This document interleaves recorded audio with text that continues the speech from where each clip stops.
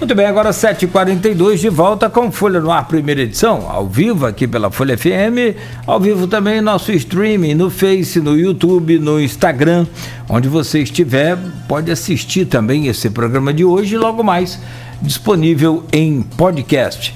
O programa tem o oferecimento de Proteus Serviços de Saúde e Medicina Ocupacional, com a qualidade certificada ISO 9001-2015, Unimed Campos, cuidar de você, esse é o plano. Laboratórios Plínio Bacelar e ainda Unicred Norte Lagos, quem conhece, valoriza. Programa de hoje, estamos conversando, recebendo aqui com muito prazer, o Coronel Charbel Guijarro, que é comandante de área. A área dele é norte e também a noroeste. São 18 municípios, como ele já falou, e que estão aí neste momento, né, com um alerta sobre as cheias dos seus rios. E na pergunta, no bloco anterior, eu deixava uma pergunta para conectar esse bloco, falando justamente sobre essa questão de alerta, as chuvas que caíram, né? Teve até um post aí do prefeito Vladimir do Twitter na sexta-feira, de que ele falava, vai chover o equivalente a um mês em 5 dias. Aquelas comparações que, né, tecnicamente são previsão, né? O próprio nome já está falando, é previsão, não é uma visão. Quando você não tem a visão do que está acontecendo, então você tem uma previsão.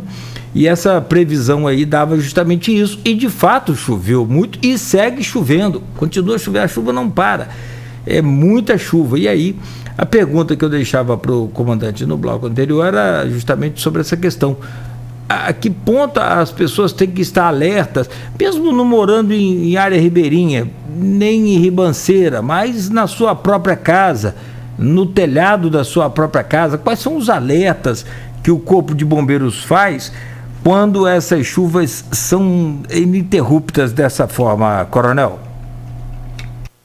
Bom, eu não vou excluir necessariamente as comunidades ribeirinhas, nem mesmo as pessoas que moram em costas, ou morros, ou terrenos mais íngremes, porque essa condição de risco, ela é primordial para que eu deixe aqui as minhas orientações. Uma vez que a própria chuva ela é fraca e moderada nesse momento, então, fora de uma área de risco, a suscetibilidade de uma ocorrência, de um sinistro, de um evento adverso, ela é muito baixa, né?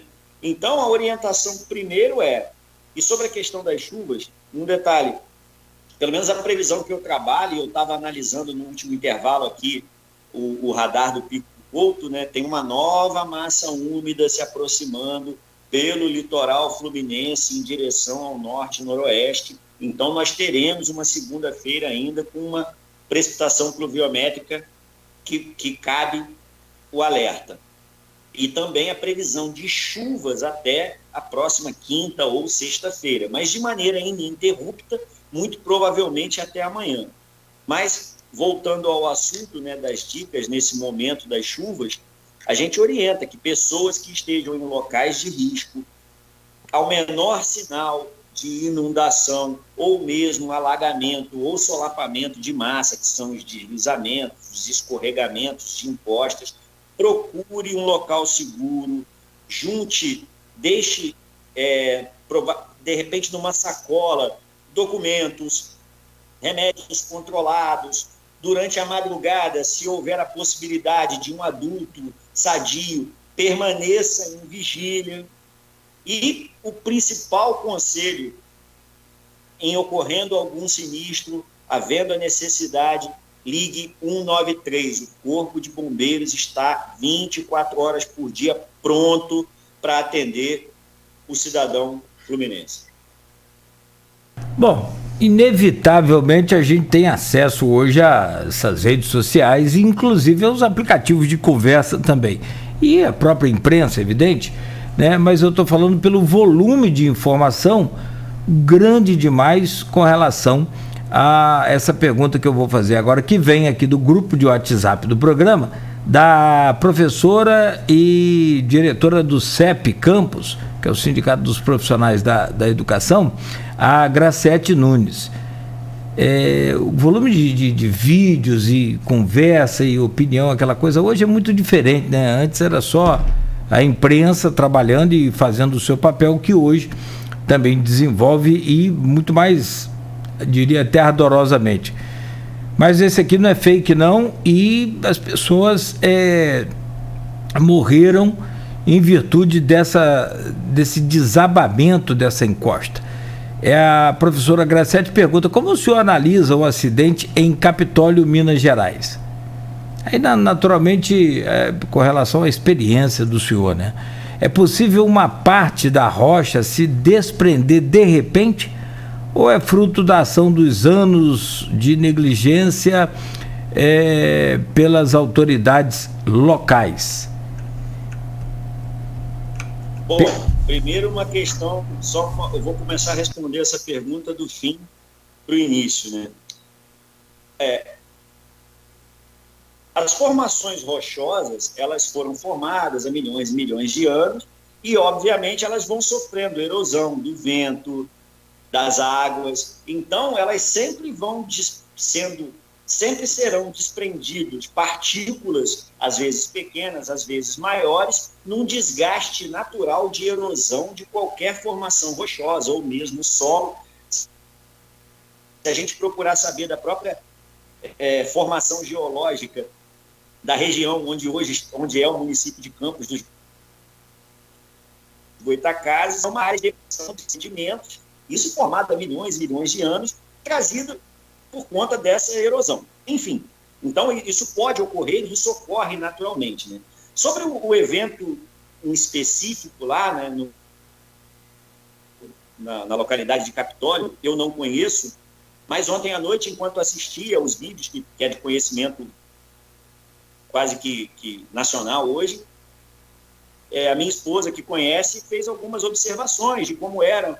Primeiro que aquilo é uma represa, né, de Furnas, é um lago formado por conta da represa de Furnas, então já tem a ação humana alterando aquele cenário. A formação rochosa é quartzo ou quartzolito, alguma coisa assim. Elas estão colocadas umas sobre as outras de maneira totalmente solidificadas.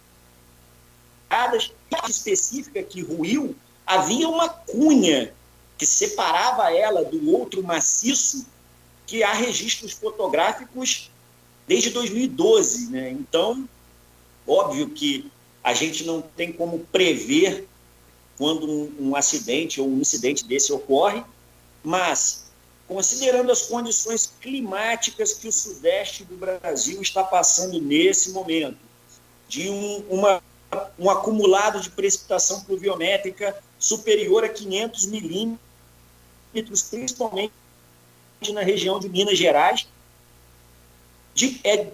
teria sido de bom alvitre que esses passeios para aquela localidade, nesse período, nessas condições climáticas, tivessem tido algum cuidado maior. Mas é óbvio, né? É como se fosse agora eu aqui também falar como engenheiro de obra pronta, eu não vou ser leviano nesse sentido. Mas eu dentre os vídeos em que eu assisti, tem um vídeo de duração de cerca de 1 minuto e meio em que outras embarcações avisam as 3 ou 4 embarcações que foram atingidas, porque, na verdade, foram 4 embarcações atingidas, 2 vieram a pique e os 10 óbitos estavam especificamente numa delas. Durante 1 minuto e 30 segundos, os motores dessas embarcações são avisados que está havendo movimentação de massa no topo daquele maciço, e esse aviso é negligenciado, né? E quando as modalidades de culpa, né, negligência, imprudência e imperícia são somadas, o acidente, infelizmente, ocorre, e aí tivemos esse fortuna de perder 10 vidas num passeio, né, no que deveria ser uma diversão familiar. Eu vi esse vídeo também, aliás, até postei, e o que mais me espanta, o coronel, Não, acho que não é coragem, não é nada, nem passa perto de coragem. Não sei se eu posso falar como ignorância também, porque é aquilo que o senhor falou, agora ser comentarista da jogada pronta, né, é fácil. Difícil é fazer a jogada. Ou engenheiro de obra pronta também, aí é fácil. Mas assim, como que algumas pessoas conseguiam ver nitidamente, como a gente via no vídeo, né? Mesmo antes de cair, a primeira vez que você vê o vídeo, você já olha e fala, isso vai dar problema, isso não está normal. E várias pedras foram caindo antes, tipo que dando um sinal. E pessoal inerte, pessoal imóvel. E parece não acreditar nem no que está vendo, né? É uma situação muito difícil essa coisa de lidar com o ser humano assim nesses momentos. A nossa profissão trata com uma palavra chamada mitigação, né? Mitigar, que é você tentar reduzir o risco a quase zero. Ou seja, aquilo ali era uma condição de risco que se anunciava, saltava aos olhos das pessoas que lá estavam, e os condutores das embarcações deveriam ter se afastado daquele maciço rochoso que se fragmentava durante um bom tempo ainda, um tempo hábil para que aquelas embarcações se afastassem. É aquilo que o senhor falou, qualquer comentário assim mais profundo sobre isso também pode ser leviano. Tem várias perguntas aqui e tem também Pois não. Eu achei por oportuno, Cláudio, me desculpe. Já que ocorreu, vamos tentar tirar aprendizado do ocorrido, né? É interessante, penso eu, que as autoridades locais lá farão uma análise de risco daqueles canyons todos que são visitados e que se identifique possíveis maciços como aquele que estejam suscetíveis a um novo acidente e que se promova algum tipo de contenção de encosta ou mesmo desmoronamento provocado para que se mitigue, né, os riscos a que os turistas que lá frequentam estão expostos. A mesma coisa também, e aí bem parecido, assim, que é o deslocamento dessa massa de terra, são as falésias, também aqui no Nordeste brasileiro. Também já tem vítima fatal, e que tem que ter, e de fato são bonitas, são atrativas, mas tem que ter todo o cuidado.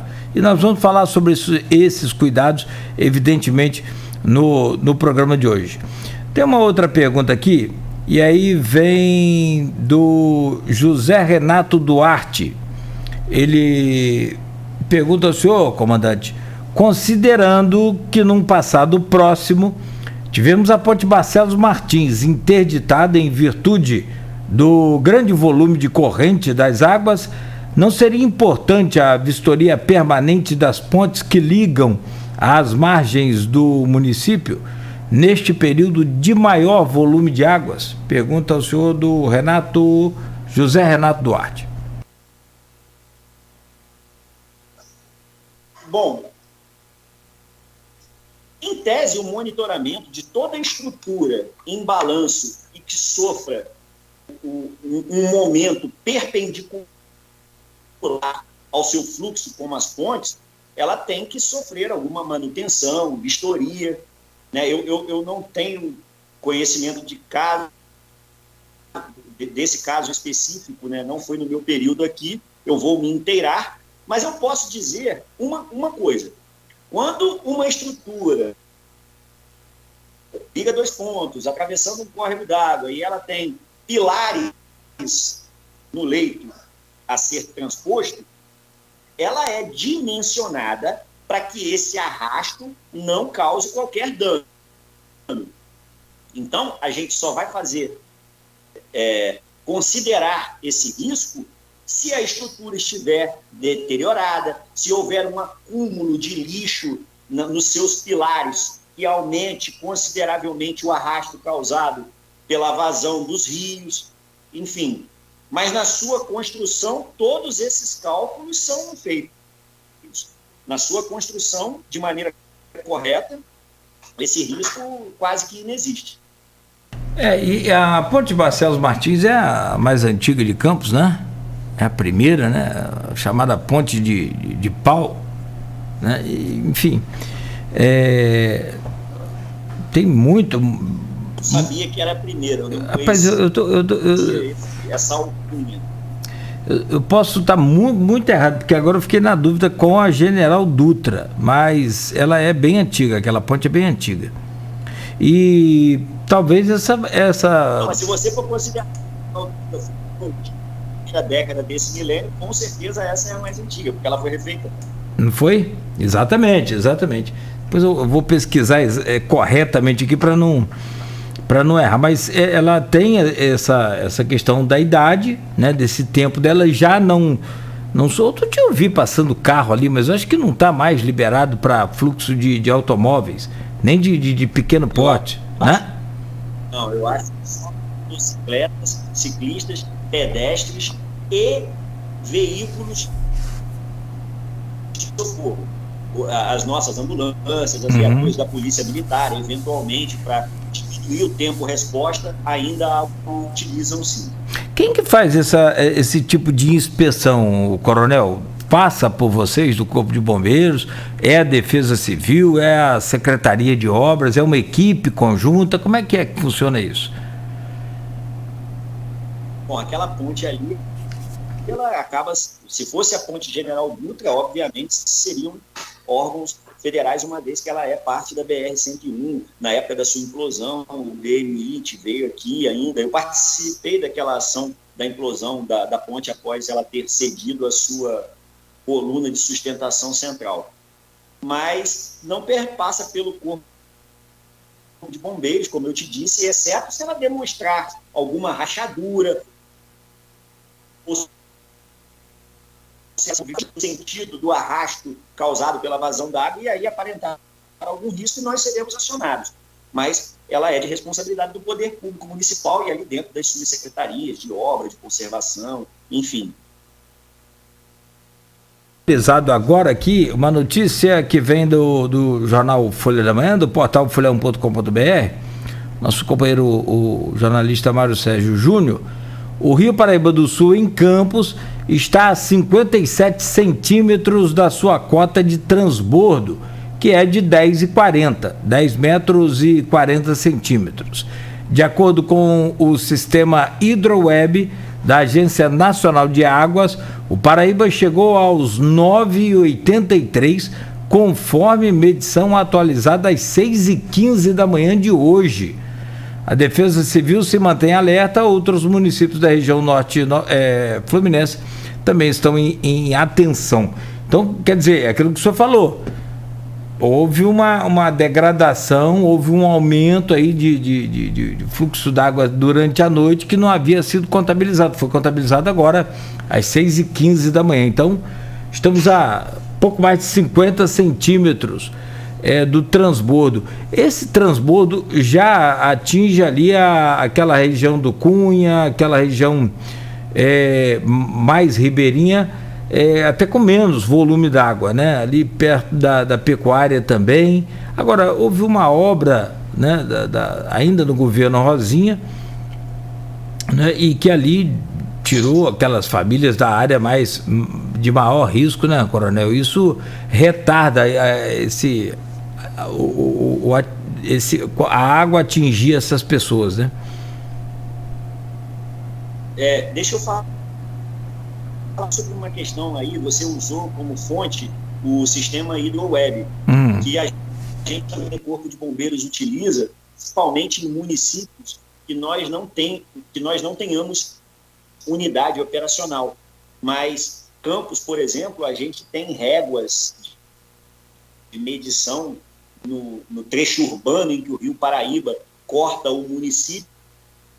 Então, a gente tem um outro parâmetro que nos norteia, e ele já no início da madrugada tinha sido atingido. Então, para nós, nesse sistema de réguas que nós monitoramos, o transbordo já tinha sido atingido desde a madrugada mesmo, não necessariamente agora, causando transtornos nas comunidades ribeirinhas.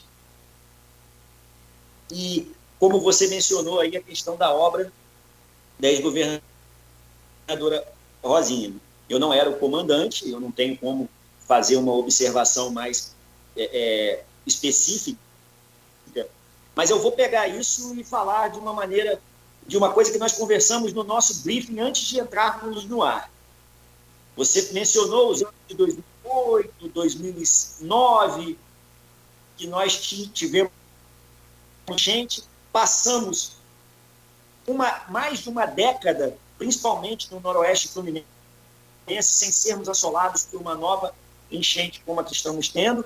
Isso fez com que áreas inundáveis do leito dos rios em geral, que cortam a nossa área de atuação operacional, fossem ocupadas. E hoje, desde 2020 para cá, com essas áreas alagáveis que ao longo de uma década foram ocupadas de maneira ilegal, né, já que são áreas que fazem parte do leito alagado dos rios, essas comunidades, essas construções, elas hoje estarão sendo atingidas pelas enchentes. E eu falo isso de maneira geral, tá? Isso é um problema de toda a nossa área de atuação operacional, e não apenas de Campo de Goytacazes.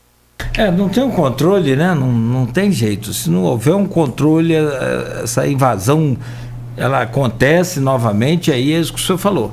É lamentável.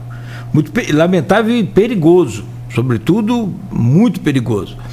O Coronel, nós temos um intervalo para fazer, são 8 horas e 5 minutos, e a gente volta para fazer o último bloco, que é onde a gente vai falar também sobre outros assuntos aqui pertinentes à questão de Corpo de Bombeiros e essas dicas importantes sobre verão, sobre essas cheias, sobre as ruas alagadas.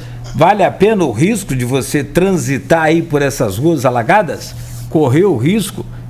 Então, daqui a pouco a gente volta, em instantes a gente volta com o Folha no Ar, e aí você continua conosco aí, por favor. Continue também você que está nos acompanhando tanto pela internet ou pelo rádio, aonde você estiver. O intervalo é rápido e a gente volta na sequência no oferecimento de Proteus, serviços de saúde e medicina ocupacional com a qualidade certificada ISO 9001-2015. Unimed Campos, cuidar de você, esse é o plano. Laboratórios Plínio Bacelar e ainda o apoio é de Unicred Norte Lagos. Quem conhece, valoriza.